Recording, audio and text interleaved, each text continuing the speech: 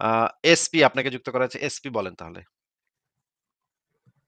হ্যাঁ, ভাইয়া শুনতে পাচ্ছেন? হ্যাঁ, শুনতে পাচ্ছি বলেন। আচ্ছা, আচ্ছা। কেমন আছেন? ভালো আছি আশা করি আপনিও ভালো। বলেন তাহলে।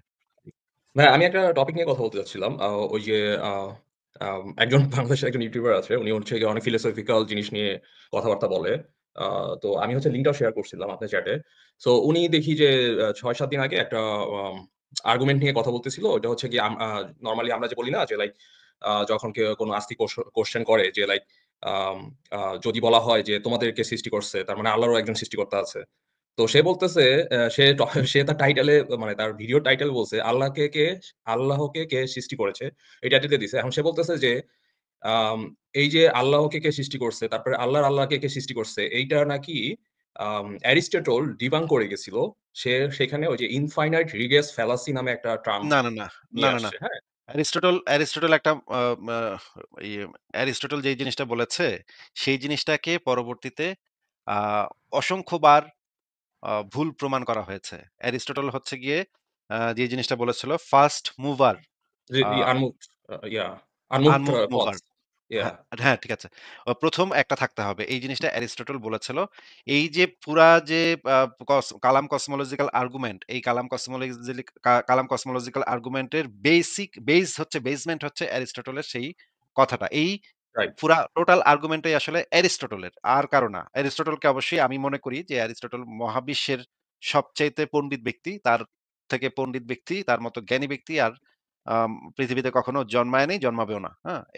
এত বড় পণ্ডিত সে। সেই বিষয়ে কোনো সন্দেহ নাই। কিন্তু তার প্রচুর পরিমাণে ভুল আছে। ভুলভাল কথাবার্তা সে বলছে, ভুলভাল জিনিসপত্র সে লিখে গেছে।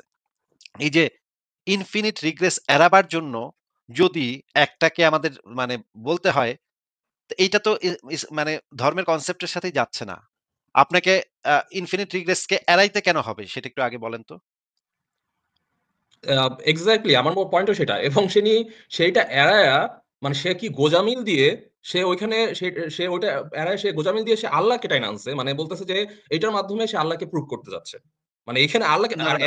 আমি আমি না, না, না, না, না, আমি আমি যেটা ব ব আপনাকে জি, জিজ্ঞেস করছি আপনি বোধহয় বুঝতে পারেন নাই। মানে বলেন। উনারা বলতে চাচ্ছে যে ইনফিনিট পরিমাণ পর্যন্ত যদি হয় এই জিনিসটা একজনের স্রষ্টা।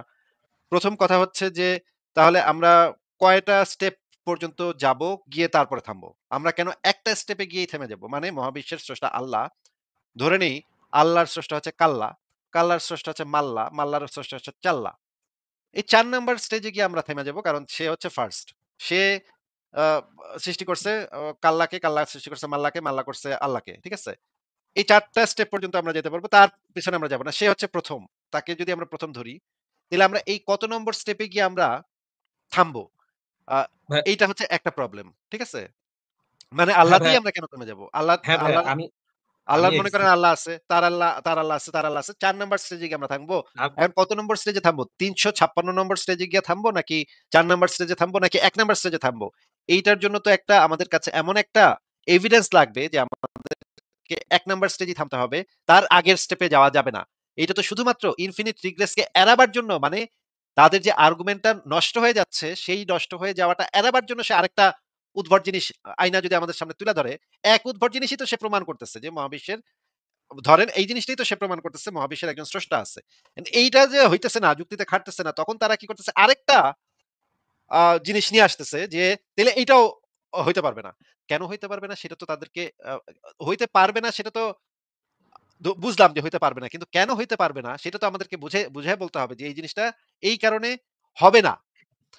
২ আমি নম্বর বিষয় হচ্ছে তাদের যে কনসেপ্ট সেটা হচ্ছে আল আ মানে ইনফিনিট রিগ্রেস কে তারা নাকচ করে এই কারণে যে যদি ইনফাইনাইট পর্যন্ত আমরা পেছনের দিকে যাই, তাহলে অ আমাদের অস্তিত্বের সম্ভাবনা শূন্যের কাছাকাছি চলে যাবে। কারণ হচ্ছে মনে করেন মানে আ মানে ই টাইমের আগে পিছনের দিকে যদি আপনি ইনফিনিট ধরেন আ এবং সেখানে যদি একটা ইনফিনিট কজ ধরেন, তাহলে তো আমাদের অস্তিত্ব আসার সম্ভাবনাটা 0 র কাছে চলে যাবে। তাই না? এটা কি আপনি বোঝেন নাকি আপনাকে বুঝায় বলতে হবে?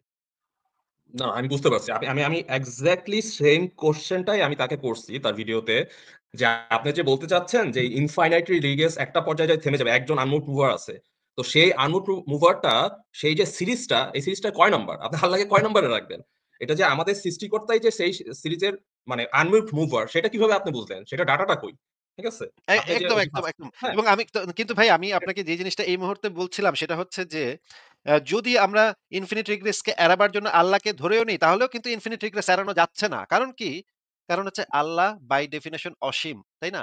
রাইট, তাহলে আল্লাহর তো কোনো শুরু নাই। তাহলে তো রাইট, যেই কারণে আমি ইনফিনিট রিগ্রেস এড়াচ্ছি যে আমাদের অস্তিত্বের সম্ভাবনা 0 হয়ে যাবে, সেই একই জিনিসটা আল্লাহর ক্ষেত্রেও খাটে। কারণ আল্লাহ যদি অসীম হয়, আল্লাহর যদি কোনো শুরু না থাকে, তাহলে তো আমাদের অস্তিত্বের সম্ভাবনা 0 হয়ে যাবে। কারণ এইটা তো আ সে তো অসীম সংখ্যক অতীত থেকে সে আছে, তাই না?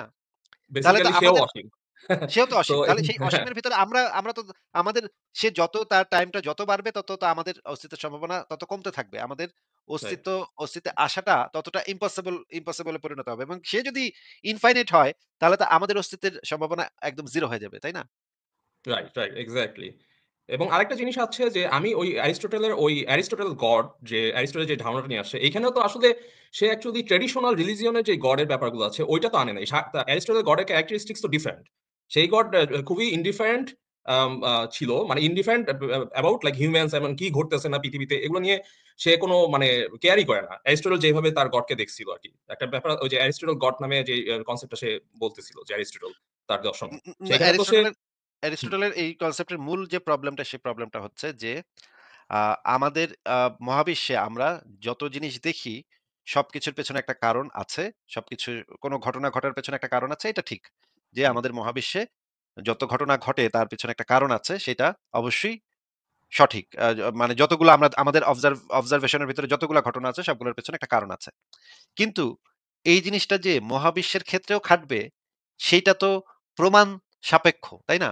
মহাবিশ্ব রাইট। মানে এটাকে বলা হয় আ আ fallacy of composition and division and composition।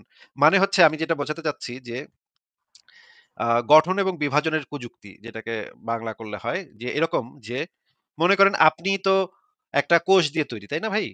জি। কোষগুলা তো দেখা যায় না। আমরা খালি চোখে দেখতে পাই না, তাই না? হুম, হুম, হুম। অবশ্যই। তাহলে আমি যদি বলি যে যেহেতু কোষগুলাকে আমি খালি চোখে দেখতে পাই না এবং আপনি এসপি ভাই কোষ দিয়ে তৈরি, সুতরাং আপনাকে আমি খালি চোখে দেখতে পাই না।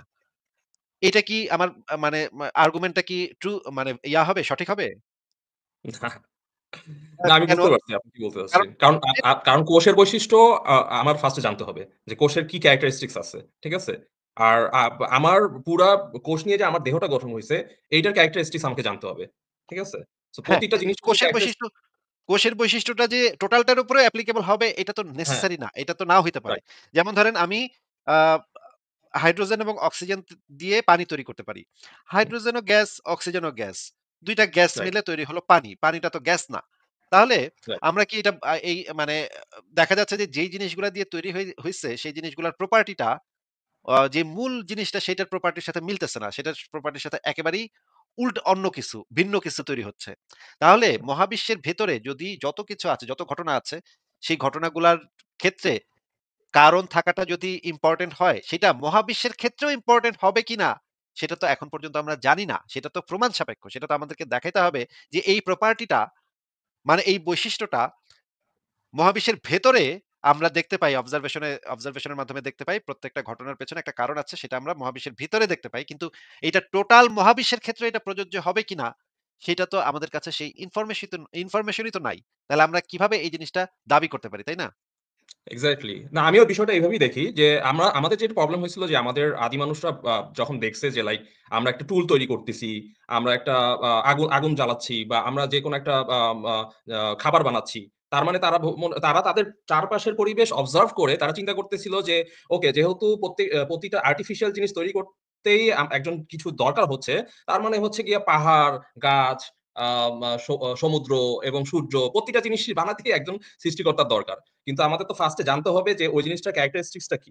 এখন একটা হাতুড়ি বানাইতে যদি সৃষ্টিকর্তা মানে একজন তৈরি কারকের দরকার হয়, তার মানে এই না যে একটা সূর্য তৈরি হইতে বা সৃষ্টি হইতেও বা যেটাই বলি আমরা প্রোডিউস হইতেও একজন সৃষ্টিকর্তার দরকার আছে। ওটার ক্যারেক্টারিস্টিক্স তো হ্যাঁ, আমাদের ওটার ডাটা লাগবে। একটার ওটার বৈশিষ্ট্য তো ক্যারেক্টারিস্টিক্স আমাদের জানতে হবে। একটার আলাদা বৈশিষ্ট্যটা টোটালি তো আমরা হুম, অটোমেটিক আরেকটার উপরে চাপায় বসায় দিতে পারি চাপাই না। যে দিতে পারি না। যেহেতু হ্যাঁ, যেহেতু বিমান বানাইতে একজন মানে ইয়া লাগছে, মানে লোক লাগছে, কয়েকজন লোক রাইট। লাগছে। সুতরাং সূর্য বানাইতেও কয়েকজন লোক লাগছে। এটা তো আমরা অটোমেটিক বলতে পারি না ভাই। বলতে ওইটা পারি তো না। দেখাইতে হবে। প্রমাণ সাপেক্ষ তো এটা।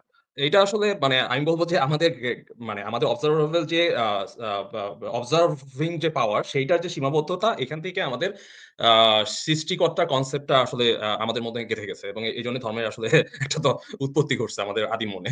ঠিক আছে? আমার আমার কাছে এরকমই মনে হয়। হ্যাঁ, আপনি একদম, একদম রাইট এই ব্যাপারে। কালাম কসমোলজিক্যাল আর্গুমেন্ট এবং অ্যারিস্টটলের যে আনমুভড মুভার যেই ইয়াটা আছে সেটা নিয়ে ইমানুয়েল কান্টের ডেভিড হিউম এবং ইমানুয়েল কান্টের খুবই চমৎকার ইয়া আছে।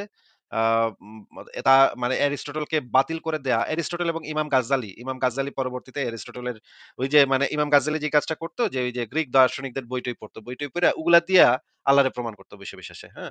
গ্রিক দার্শনিকদের অনুবাদ করে টরে ওইটারে কেমনে দিয়া ওইটারে ঘুরায় পেঁচায় কেমনে ওইটারে দিয়ে আল্লাহ প্রমাণ করা যায় সেই কাম করত। শেষ বয়সে আইসা সে বুঝতে পারছে যে এগুলা দিয়ে কিছুতেই আল্লাহ প্রমাণ হয় না। শেষ বয়সে আইসা সে বলছে যে না, দর্শন পড়াটাই হচ্ছে কুফরি। দর্শন পড়া যাবে না। দর্শন পড়লে মানুষ নাস্তিক হয়ে যাবে। এইজন্য ইমাম গাজ্জালি শেষ বয়সে গিয়া ১ম জীবনে সে খুব মানে ইন্সপায়ার্ড ছিল। অ্যারিস্টটল দ্বারা খুবই ইন্সপায়ার্ড ছিল এবং খুবই দর্শন-টর্শন পড়ছে। গিয়ে শেষমেষ গিয়া সে বলছে দর্শন-টর্শন পড়া একদম কুফরি। কারণ দর্শন পড়লেই মানুষ নাস্তিক হবেই। মানে মানুষ যখন এইগুলা যাচাই করবে, যুক্তি দিয়ে চিন্তা ভাবনা করবে তখন নাস্তিক হবেই। এটা একদম ডেফিনিটলি নাস্তিকতার দিকেই যাবে। সুতরাং এগুলা পড়া যাবে না। আপনি মানে এবং একই কারণে ইবনে সিনাকে কাফের আখ্যায়িত করা হয়েছে। একদম হ্যাঁ, সৌদি গ্র্যান্ড মুফতি থেকে ফতোয়া দেয়া আছে। ইমাম হ্যাঁ, এমনকি ইবনে সিনার নাম পর্যন্ত রাখা নিষিদ্ধ, ইসলামে রাইট। হারাম।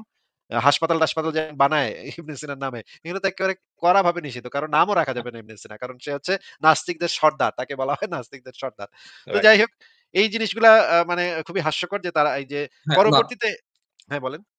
না, আমি আসলে খুবই হতাশ। কারণ আমি ওই যে যার কথা বললাম, আমি ভিডিওটা শেয়ার দিছিলাম আপনাকে পারলে দেখেন পরে। যে উনার কিন্তু অনেক ফিলোসফিক্যাল মানে উনি হচ্ছে ফিলোসফির একজন স্টুডেন্ট, ঠিক আছে? বাংলাদেশে ভালোই ভিডিও বানাচ্ছিল। তো হঠাৎ করে আমি তার এই ভিডিওটা দেখে আমি খুবই অবাক হইলাম যে সে এইখানে তার বাংলাদেশে যে মানুষের যে রিলিজিয়াস একটা সেন্টিমেন্ট আছে, সেইটাকে পুঁজি করে আ সে জাস্ট এই ভিডিওটা করল এবং তার এই ভিডিওটা খুবই মানে পপুলারিটি পাইছে এখন। আপনি এমন কমেন্ট দেখলে আপনি বুঝবেন যে, ও আচ্ছা অনেকে কমেন্ট করতেছে এখন যে, ও আচ্ছা নাসিকরা তো এই জিনিসটা বলতো যে হ্যাঁ, তাইলে তার আল্লাহর গড কে?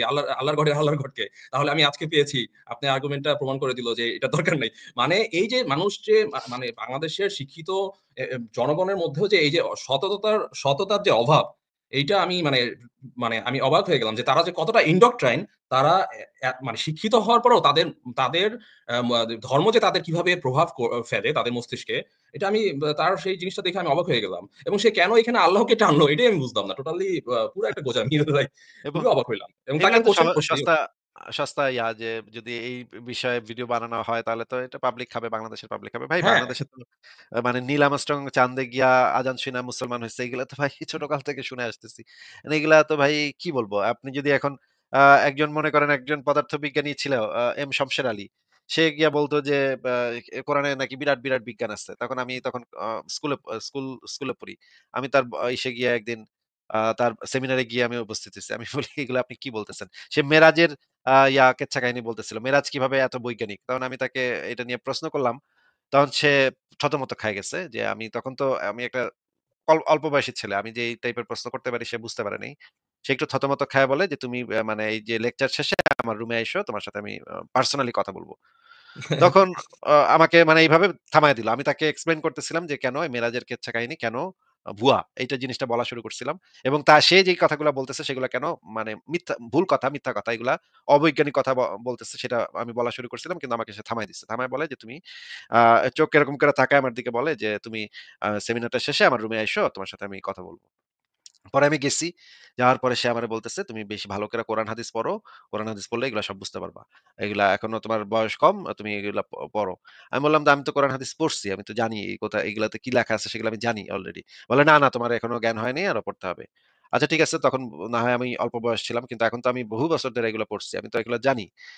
পরে আমি পরে তার সাথে অনেক বছর পর আবারও যোগাযোগ করার চেষ্টা করছিলাম। কিন্তু সে আর কথা বলবে না। ওইটা নিয়ে আর কথা বলবে না। সে যে ধুনফুন বলছিল এবং দর্শক শ্রোতারা কিভাবে হাততালি দিচ্ছে সেগুলা মানে এই যে যখন বিজ্ঞানের একজন টিচার সে যখন এই যে আইসা বলা শুরু করবে যে কোরআনে কত বিজ্ঞান আছে, কোরআন কত ইয়া এটা সব ধর্মের ক্ষেত্রেই সত্য। মনে করেন হিন্দু ধর্মের রাইট। ক্ষেত্রেও সত্য। যদি একটা ইউনিভার্সিটির প্রফেসর, ফিজিক্সের প্রফেসর সে মনে করেন আমেরিকাতে MIT তে সে মানে পড়ালেখা করে আসছে ফিজিক্স বা আইটি সেক্টরে। এআই এসে যদি দেশে এসে বলে যে গণেশ দেবতা কত বৈজ্ঞানিক, হ্যাঁ? এটা বললে কিন্তু দেখবেন যে মানে হিন্দুরা এক্কারে পাগল হয়ে যাবে পাগল খুশিতে। হয়ে যাবে। হ্যাঁ? এই যে এই বলদ বানাইতেছে এই মানুষজনদেরকে তো এইভাবে বলদ বানাইতেছে, বলদগুলাকে আরো বলদ বানাইতেছে। কি বলবো ভাই? এগুলা তো হ্যাঁ, হ্যাঁ। খারাপ লাগে যে এগুলা তো উচিত না। সস্তা জনপ্রিয়তার জন্য সস্তা। এইভাবে মানুষকে এইভাবে মানে অন্ধকারে রাখা, এভাবে বলদ বানানো উচিত না। হ্যাঁ, সেটাই। আমি একটা লাস্ট কথা বলে আমি চলে যাবো। সেটাই বললাম যে লাইক আ উনার অন্যান্য ভিডিওগুলো যতটা ভিউ পাইছে এটা তার ডাবল ৩ গুণ ভিউ পাইছে। এবং অনেকেই বলতেছে যে লাইক আমরা এরপরে আপনার ভিডিও দেখবো, আপনাকে ফলো করব। সো আমি বুঝলাম যে আসলে সে একটা বা হয়তো রিলিজিয়াস টাকে একটা টুল হিসাবে ইউস করছে এখানে। আ সো যাই হোক আরকি, কি বলবো? এটা দেখে আমি আসলে খুবই হতাশ। এনিওয়ে আ ঠিক আছে আসিফ ভাই, থ্যাংক ইউ ফর এক্সপ্লেনেশন। আর হচ্ছে ভালো থাকেন। হ্যাঁ, ঠিক আছে এসপি ভাই আপনি ভালো থাকবেন। আপনাকে বিদায় জানাচ্ছি। ওকে ভাইয়া, থ্যাংক ইউ ভাই। ঠিক আছে।